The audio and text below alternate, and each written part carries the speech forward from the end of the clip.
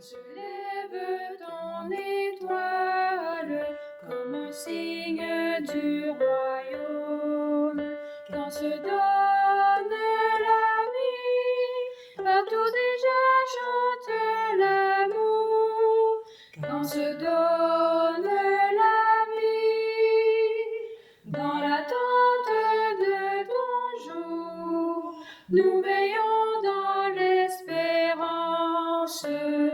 Viens Seigneur Emmanuel, que vienne ton règne.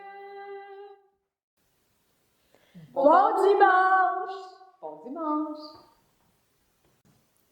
En ce 4e dimanche de l'Avent, toujours dans un thème d'attente joyeuse et confiante, on va un petit peu axer notre petite réflexion sur le Sauveur.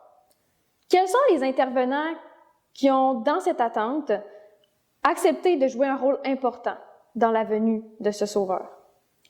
Alors qu'à l'époque, les Juifs attendaient un grand Sauveur, puis qu'ils s'étaient un peu mitigés à y croire ou non en cette venue de Jésus, bien, il y en a plusieurs qui ont accepté justement un rôle important, puis qui l'ont joué à merveille. D'abord, il y a Isaïe. C'est lui qui le premier a annoncé la venue d'un enfant qu'on appellerait Emmanuel, c'est-à-dire Dieu avec nous.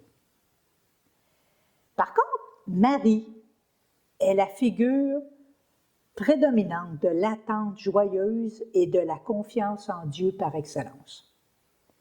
Qui donc mieux qu'elle, dans l'attente de son Fils, peut montrer à l'Église, donc à nous-mêmes, comment disposer nos cœurs à le recevoir.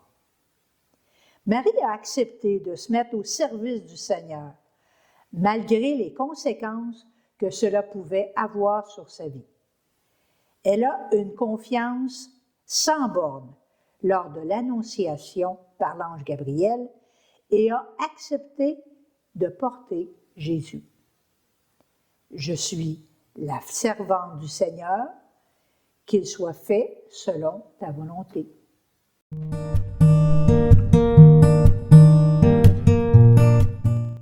C'est lors d'un rêve que Joseph a été avisé du rôle que Dieu voulait qu'il joue. Joseph, en tant qu'humain, a été confronté à un choix difficile. Il a réfléchi à abandonner Marie pour conserver son honneur, sa place dans son entourage, mais il a été rassuré par les paroles de l'ange et a accepté lui aussi la mission qui lui a été confiée.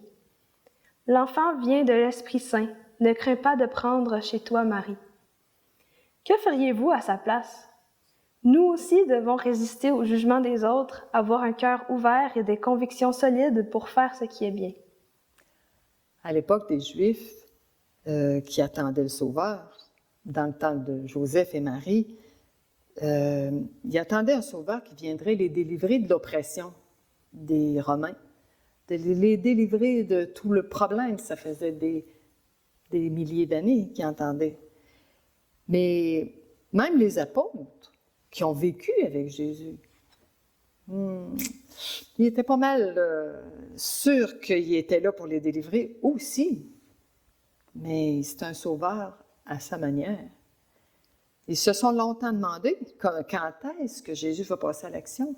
Simon le Zélote, il était prêt là, à l'attaque, même en entrant à Jérusalem pour commencer sa passion. Il pensait qu'il s'en venait enfin les délivrer. Mais c'est l'action de l'Esprit Saint qui les a éclairés lors de la Pentecôte. Quand l'Esprit Saint est descendu sur eux, ils ont compris. Ils ont compris, puis ça les a confortés dans tout ce que Jésus avait dit. Ça les a réconfortés. Notre visuel s'est enrichi d'une doudou. Une doudou de réconfort dans cette action que l'Esprit Saint a dans nos vies aussi, aujourd'hui.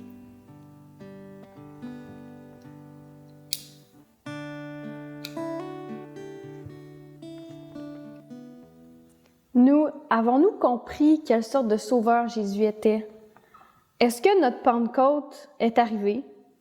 De quoi est-ce que nous avons besoin pour être sauvés? Si notre mission comme baptisés, c'est d'annoncer le Sauveur dans notre société d'aujourd'hui, où la religion est peut-être considérée comme insignifiante ou dépassée, sommes-nous prêts à l'accepter? Est-ce que nous acceptons de jouer ce rôle-là, aussi petit qu'il peut être, ou grand,